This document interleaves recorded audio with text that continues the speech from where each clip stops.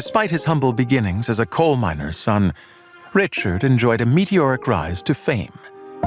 He cut his teeth with several small roles in plays, but his talent was soon spotted, and Richard Burton quickly became one of Hollywood's most sought-after actors.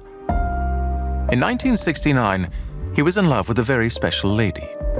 Richard wanted to give her a truly remarkable gift. Not a diamond, ruby, or sapphire, but a pearl with an impressive provenance, once worn by the queens of England and Spain. This was none other than La Peregrina. You're listening to Voice of Jewels, a podcast from L'École School of Jewelry Arts, supported by Cleef Arpels, unveiling the stories and secrets behind history's most fascinating jewels.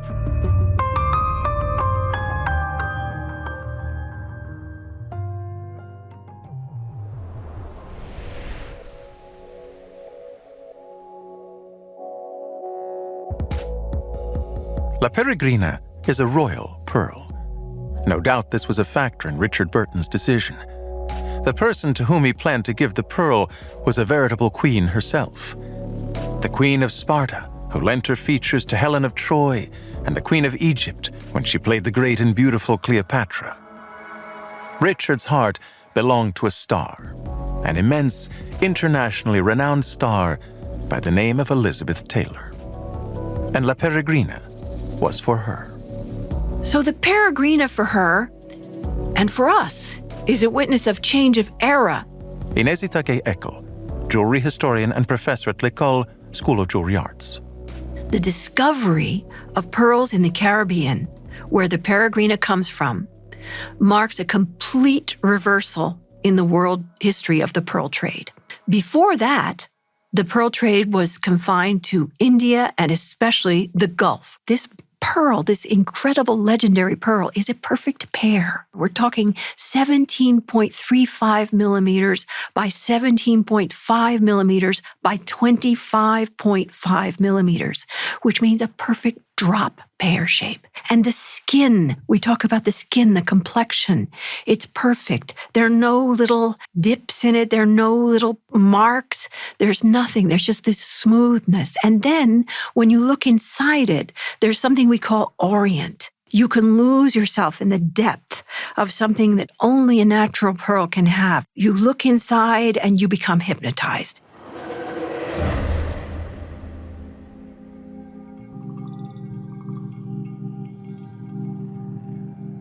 After winning La Peregrina at auction in New York, Richard traveled to Las Vegas, where a jeweler was to bring it to him. This gift was nothing like any of the other presents he had already given Elizabeth. This pearl had something more, something truly special. It possessed a kind of radiance or inner light, as well as a dazzling history, in which he and his beloved would soon play an important role. Observing the luminescent surface of the pearl, Richard not only had the feeling that he was looking into a mirror, but that this jewel had weathered many storms in its past. Yet despite everything, it had retained its mystery and unique aura. Just like Elizabeth, the free-spirited and elusive woman who had stolen his heart. La Peregrina did not get its name by chance. It means the wanderer. And in Richard's mind, it evoked all sorts of scenarios. Swashbuckling adventures, historical dramas, epic romances. All in period costume, of course. The story of the Peregrina begins in 1579, and a slave wins her freedom from finding it. So already, it starts its life with this incredible drama 500 years ago.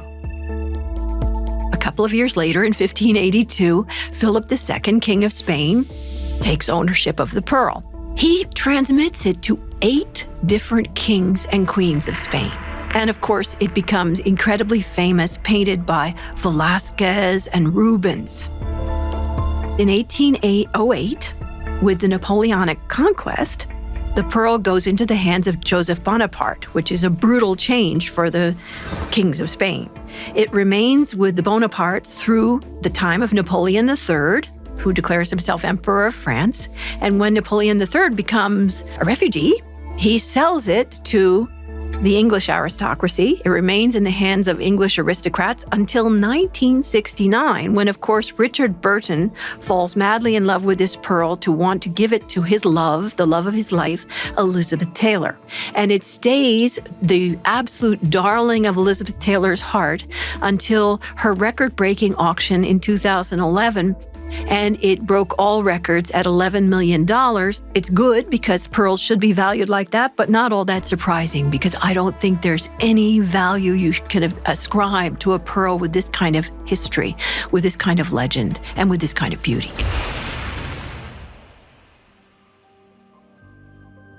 When she discovered the pearl in the palm of her hand, Elizabeth Taylor's large violet-colored eyes widened. Although she didn't say a word, a smile played on her lips. How did Richard know, she wondered? How could he have guessed that she had been dreaming of a similar pearl since childhood? Since that time in London, when the young Elizabeth discovered the legendary pearl in a centuries-old painting adorning the neck of a queen. Seeing her reflection in the mirror, the memory came flooding back. Elizabeth once again saw herself as a child, looking up at the portrait of Queen Mary Tudor. Despite the austere expression and dark clothing, the famous pearl radiated an aura of light. It is said that the young Elizabeth was literally bewitched by this portrait, that of England's first reigning lady. Could it be that Elizabeth's determination to be the biggest star in Hollywood, her taste for strong female characters, and her collection of exceptional jewelry all stemmed from this one decisive encounter? In her suite in a large hotel in Las Vegas, thousands of miles from the Kingdom of England, Elizabeth was already imagining how she would wear La Peregrina. She would mount it on a loop set with diamonds and hang it from a ruby, pearl, and diamond necklace, just like the one depicted in that portrait of Queen Mary. Elizabeth Taylor grew up surrounded by beautiful art. She understood art. She was a connoisseur. Her parents were experts. She had seen and knew the portrait of Mary Tudor wearing this legendary pear-shaped pearl, which everyone thought was the Peregrina until very recently. When she acquired the Peregrina, she inspired herself from that portrait to create a necklace that looked very much like it in the hands of Cartier. So she had them make the whole mounting for her, and she even helped with the design process. Mary Tudor was the first woman in England to become a queen, to hold the reins of power herself, in the full sense of the word, not to be the wife or the consort of a king.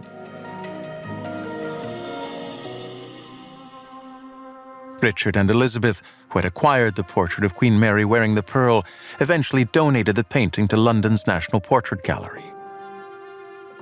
While some doubt that La Peregrina was ever worn by Queen Mary Tudor, there is no doubt that it was worn by Queen Elizabeth Taylor. Through her leading roles, her romantic love stories, and her fabulous jewelry collection, Elizabeth Taylor has single-handedly embodied all the magic of cinema. A world where fact and fiction intertwine. But perhaps the most fascinating thing is that the history of La Peregrina contains its own scintillating blend of fantasy and reality. Voice of Jewels, a podcast from L'École School of Jewelry Arts, supported by Cleef Arpels, with the participation of Inezita Gay-Eckel, jewelry historian and professor at L'École School of Jewelry Arts. Written by Quenehen and Aram Kebabdjian, performed by Edoardo Ballerini, and produced by Bababam.